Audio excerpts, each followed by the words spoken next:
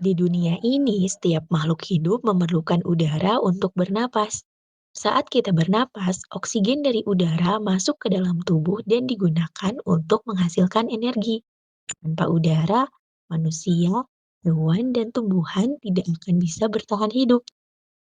Halo adik-adik, hari ini Kak Ara dan Aero siap mengajak kalian belajar bersama. Kali ini kita akan membahas sesuatu yang dilakukan semua hidup setiap hari, yaitu bernapas.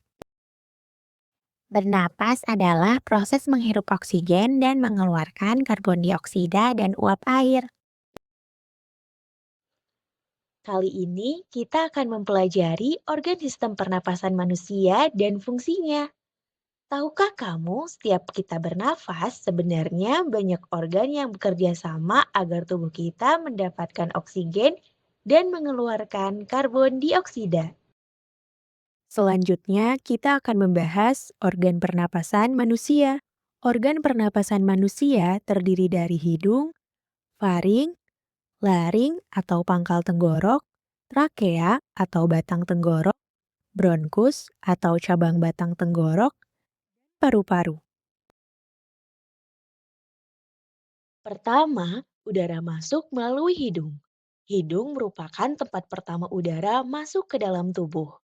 Di dalam hidung ada rambut-rambut halus yang berfungsi menyaring debu dan kotoran dari udara, supaya udara yang masuk lebih bersih. Betul. Selain itu, di hidung juga ada lendir yang berfungsi untuk melembabkan udara dan menangkap partikel kecil yang masih terbawa masuk. Setelah udara melewati hidung, udara akan bergerak menuju faring, yaitu bagian tenggorokan yang menghubungkan hidung dengan laring. Ya, kamu betul, Aero. Faring berfungsi sebagai jalur udara menuju organ pernapasan berikutnya. Nah, di sini terkadang bisa terjadi yang disebut tersedak. Oh, jadi waktu kita tersedak, itu karena makanan masuk ke saluran udara ya, Kak? Benar sekali, Aero. Saat kita menelan makanan, ada bagian kecil bernama epiglotis yang menutup saluran napas agar makanan tidak masuk ke sana. Tapi kalau kita bicara atau tertawa sambil makan, makanan bisa masuk ke saluran napas dan menyebabkan tersedak. Makanya kita langsung batuk-batuk ya, karena tubuh berusaha mengeluarkan makanan yang nyasar ke saluran nafas. Betul sekali. Setelah faring, udara akan melewati laring atau yang sering disebut pangkal tenggorokan. Laring ini letaknya di bawah faring dan di atas trakea kan? Bagian ini bukan cuma saluran udara, tapi juga tempat terbentuknya suara waktu kita berbicara. Benar sekali. Setelah itu, udara diteruskan ke trakea atau batang tenggorokan. Trakea terbentuk seperti tabung panjang yang menyalurkan udara ke bronkus. Dan di dalam trakea ada bulu-bulu halus serta lendir yang berfungsi menyaring debu dan kotoran agar udara yang masuk ke paru-paru tetap bersih.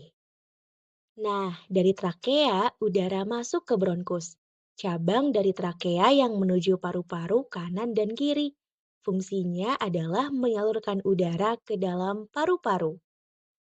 Setelah itu, udara sampai di paru-paru, organ utama dalam sistem pernapasan manusia.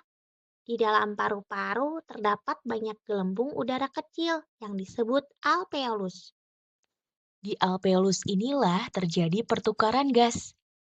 Oksigen dari udara yang kita hirup diserap ke dalam darah, sedangkan karbon dioksida dari darah dikeluarkan ketika kita menghembuskan napas. Keren banget ya, semua organ ini bekerja sama terus-menerus supaya kita bisa bernapas dengan mudah. Keren banget kan? Semua organ saling bantu biar kita bisa bernapas tanpa henti. Sekarang, yuk lanjut bareng Aero untuk tahu bagaimana udara bisa masuk dan keluar dari tubuh kita. Yuk kita cari tahu di bagian selanjutnya. Mekanisme pernapasan manusia.